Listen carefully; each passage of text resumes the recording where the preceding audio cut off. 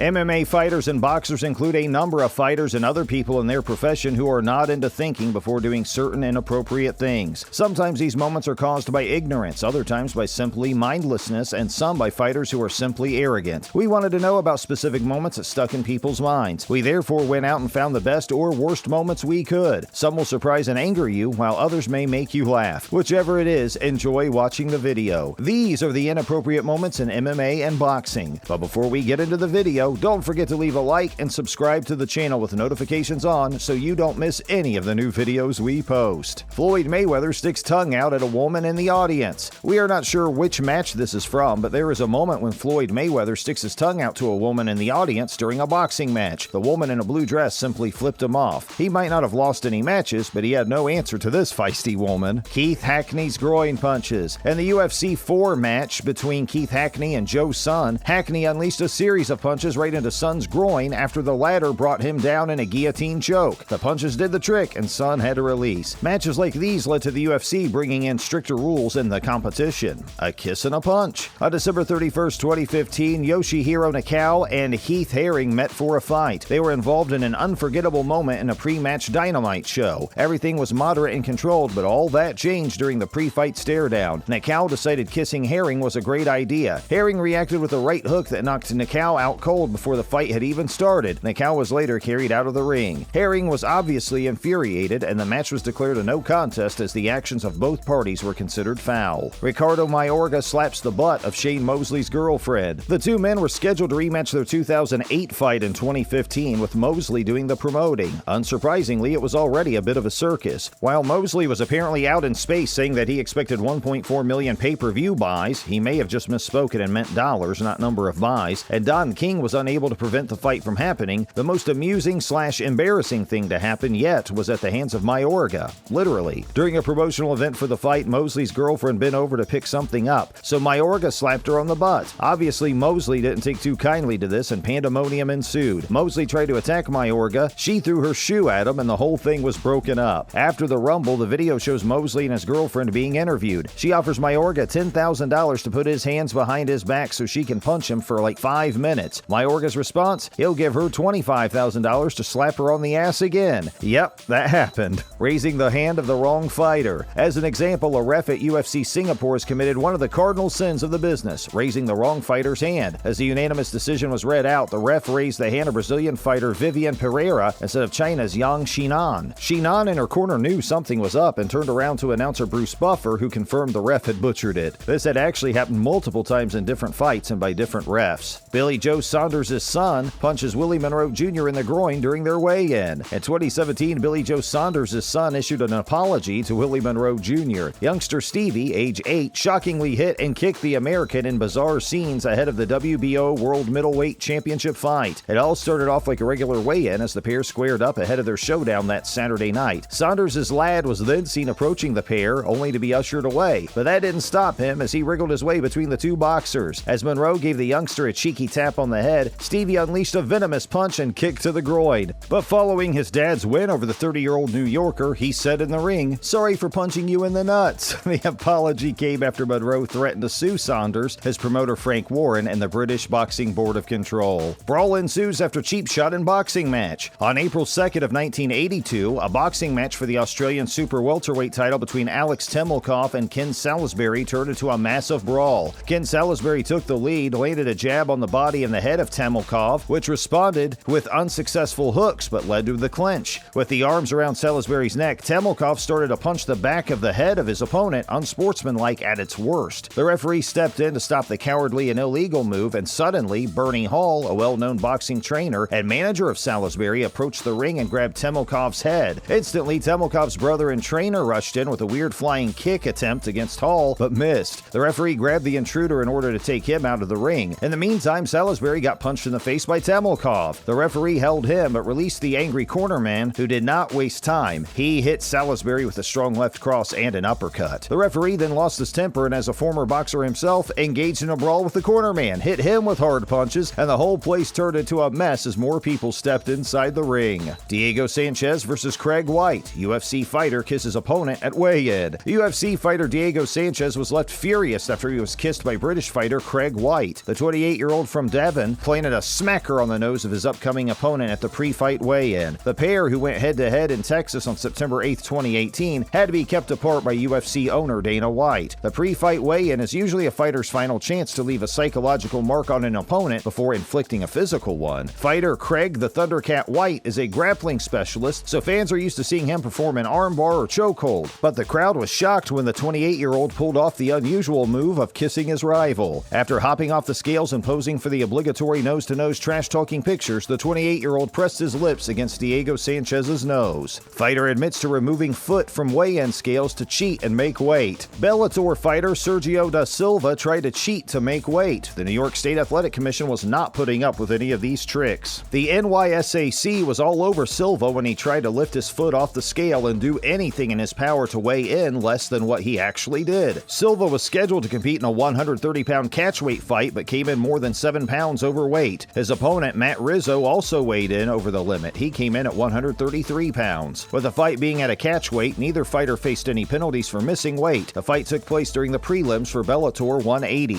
Earlier, the NYSAC received a lot of criticism after allowing UFC light heavyweight champion Daniel Cormier to hold onto the towel while weighing in. Since that incident, the NYSAC made rules making sure no fighters were able to touch anything except the scale while being weighed. Female bantamweight Darina Madzuk TKO's 529-pound man during MMA fight. Darina Madzuk proved that size doesn't matter in MMA with her fight with a 529-pound man. The cross-gender bout took place at an event in Russia titled Our Business and featured Darina taking on a super heavyweight blogger in Grigory Krishtyakov. Madzuk, who was outweighed by 390 pounds, was able to defy the odds and earned a stoppage victory. Grigory Krishtyakov issued the following statement: "After this fight, I will start to train actively," said Krishtyakov after his loss to Darina Madzuk. "I will try to lead more or less a healthy lifestyle. Blogger Nastya Tukituk will be my coach." Then, reliving his defeat, he said philosophically, "It happened. She hit me fine and I fell. Although she is small, I lay on her back, but she did not fall, and then I didn't know what to do." Mike Tyson bit Evander Holyfield's ear off. Who does not remember this? When Mike Tyson bit off Evander Holyfield's ear, this became a pop culture moment because this was the first time something like this happened in the sport of boxing. Even years after the incident, there are still memes going around the internet about Mike Tyson biting off the ear. This also made a pop culture moment because when people talk about Mike Tyson, the first thing that comes to mind is him biting off part of an ear in 1997. When Mike Tyson did this in 1997, people were shocked by what happened. After that happened, it was all over the news and boxing became very popular once again. Part of being a pop culture moment is getting people talking, and this is exactly what Mike Tyson did. That concludes our video for today. Can you think of any other moments worth a mention? If you do, feel free to leave a comment below. Thank you for watching. Until next time, stay safe.